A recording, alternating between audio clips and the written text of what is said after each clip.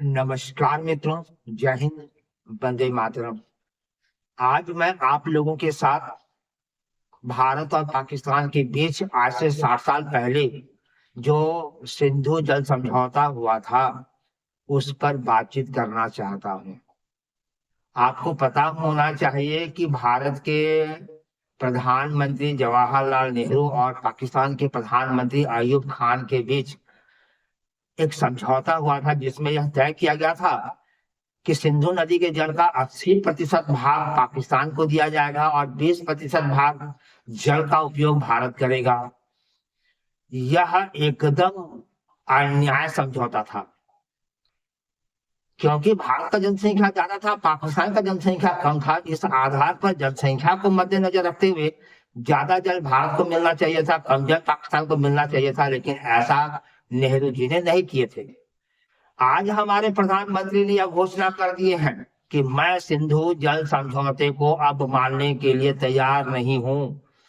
60 साल पहले जो समझौता हुई थी मैं उसे अब बदलने जा रहा हूं। मैं अब सिंधु नदी के जल को भारत में रोक दूंगा और पाकिस्तान में जल जाने नहीं दूंगा।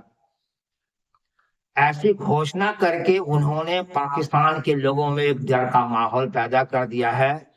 पाकिस्तान के लोग इस बात से भयभीत हो गए हैं कि हम तो अब अनाज के लिए मोहताज हो ही गए हैं, अब हम बूंद बूंद पानी के लिए भी मोहताज हो जाएंगे। इसके लिए वह अपने सरकार को ही दोषी ठहराने लगे हैं। प्रधानमंत्री के द्वारा यह लॉजिक दिया गया है कि आप हमारे देश में आतंकवाद भेजेंगे और हम आपको प्यास बुझाने के लिए पानी देंगे, ये एक साथ नहीं चलेगा। इसलिए जल को मैं रोक दूंगा और उस जल का उपयोग भारत के राज्यों में करूंगा ताकि यहाँ पे जो जल की कमी है उसकी भरपाई की जा सके।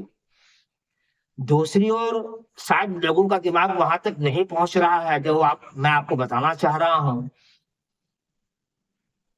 चीन के द्वारा विशाल डैम बना करके ब्रह्मपुत्र नदी के जल को रोकने का प्रयास किया जा रहा है। हो सकता है कि आने वाले 1-2 सालों में या 5 सालों के अंदर ब्रह्मपुत्र नदी के जल को चीन रोक दे, उसका एक बूंद पानी भारत में न आने दे। भारत के प्रधानमंत्री ने इस भविष्य की समस्या को देख करके सिंधु नदी के जल को रोकने का प्रयास किया कर रहे हैं कि ब्रह्मपुत्र नदी के जल को अगर चीन रोक देता है तो इससे जो देश में जल की कमी होगी उसको सिंधु नदी के जल से पूरा किया जाएगा। मैं भी सरकार के इस निर्णय से 100% समर्थन में हूं और यह सरकार से निवेदन करना चाहता हूं कि जो आपने निर्णय लिया है इस निर्णय को यथाशीघ्र लागू की जाए। यदि इतना पानी हमें मिल गया तो विश्वास कीजिए कि बिजली का उत्पादन बढ़ जाएगा।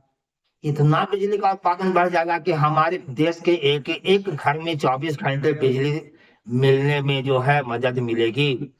सिंचाई का क्षेत्र इतना ज्यादा बढ़ जाएगा कि हम जो है 3 गुना अनाज उत्पादन करने की स्थिति में आ जाएंगे और भारत विश्व को अनाज देने का और लोगों की भूख मिटाने के लिए जो है क्षमता प्राप्त कर लेगा।